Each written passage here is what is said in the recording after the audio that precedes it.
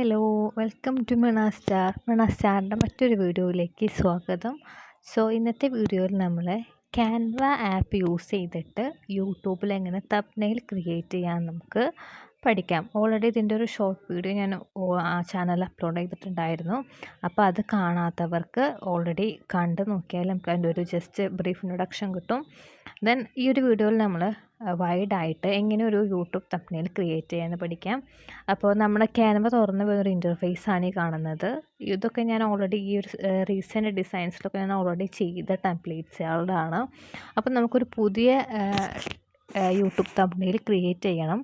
അപ്പോൾ അത് ക്രിയേറ്റ് ചെയ്യാൻ നമ്മൾ ഏതൊക്കെ സ്റ്റെപ്സുകൾ യൂസ് ചെയ്യുന്നൊക്കെയുള്ള എല്ലാ ഇൻസ്ട്രക്ഷനും ഈ ഒരു ആപ്പിൽ അവൈലബിൾ ആണ്. പിന്നെ അത് കൂടായിട്ട് നമുക്ക് ഒരുപാട് ഇപ്പോൾ പുതിയൊരു ഓപ്ഷനായിട്ട് ഫോട്ടോ എഡിറ്റർ മറ്റുള്ളൊരു ഓപ്ഷൻ വന്നിട്ടുണ്ട്. നമുക്ക് ഫോട്ടോസ് എഡിറ്റ് ചെയ്യാൻ അങ്ങനെ ഒരുപാട് കാര്യങ്ങൾ നമ്മുടെ ഈ ഒരു ആപ്പിൽ അവൈലബിൾ ആണ്. ഇന്നത്തെ വീഡിയോയിൽ നമുക്ക് എങ്ങനെ ഒരു യൂട്യൂബ് തംബ്നെയിൽ ക്രിയേറ്റ് ചെയ്യാമെന്ന് പഠിക്കാം. അപ്പോൾ നമ്മൾ യൂട്യൂബ് തംബ്നെയിൽ ക്രിയേറ്റ് ചെയ്യുക. ജസ്റ്റ് അതിലൊന്ന് ക്ലിക്ക് ചെയ്താൽ മതിയാവും. ക്ലിക്ക് ചെയ്തതിന് ശേഷം നമുക്ക് ഇങ്ങനത്തെ ഒരു വൈറ്റ് കളറുള്ളൊരു പേജ് അവിടെ അവൈലബിൾ ആയിരിക്കും. അതിൽ നിന്ന് നമുക്ക് ക്രിയേറ്റ് ചെയ്യേണ്ട ഒരു പേജാണത് പറയുന്നത്. അപ്പോൾ അതിൻ്റെ തൊട്ട് താഴെ design, elements, text, gallery, brand, uploads, tools, projects, apps, magic media, audio പറഞ്ഞിട്ട് ഒരുപാട് ഓപ്ഷൻസുകൾ അവൈലബിൾ ആയിട്ട് വരും.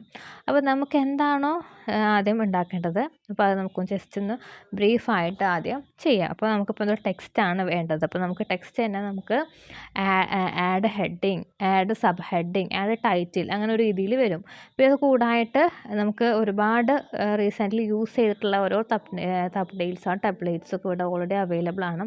നമുക്ക് ഈ രീതിയിലൊക്കെയുള്ള ഫോണ്ടുകൾ വേണമെങ്കിൽ യൂസ് ചെയ്യാമെന്നാണ് ഞാൻ അർത്ഥം പറയുന്നത് കേട്ടോ.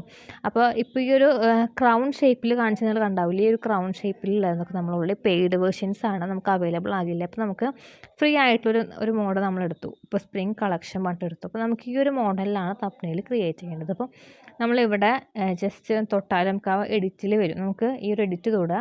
അപ്പോൾ നമുക്ക് ഈ സ്പ്രിങ്ങിന് പകരം നമുക്കിപ്പോൾ വേണ്ടത് ഇവിടെ വേറെ നമുക്കിപ്പോൾ വേറെ എന്താണോ നമ്മൾ ഉദ്ദേശിക്കുന്നത് അതൊന്ന് കൊടുക്കുക. ഇപ്പോൾ ജസ്റ്റ് ഞാൻ കൊടുക്കുന്നത് നമ്മുടെ സമ്മർ വെക്കേഷൻസിന് കൊടുക്കുകയാണ് ഞാൻ ഓൾറെഡി.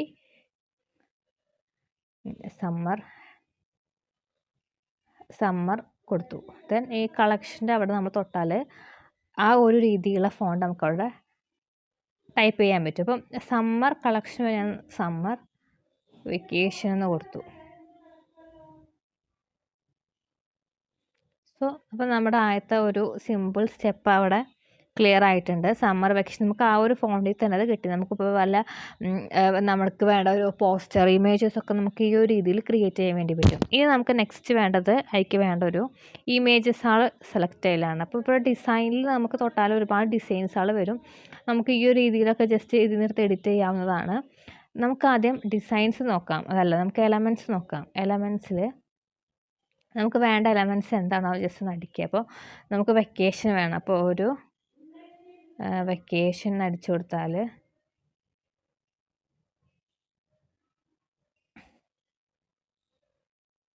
വെക്കേഷനുമായിട്ട് ബന്ധപ്പെട്ട് വരും.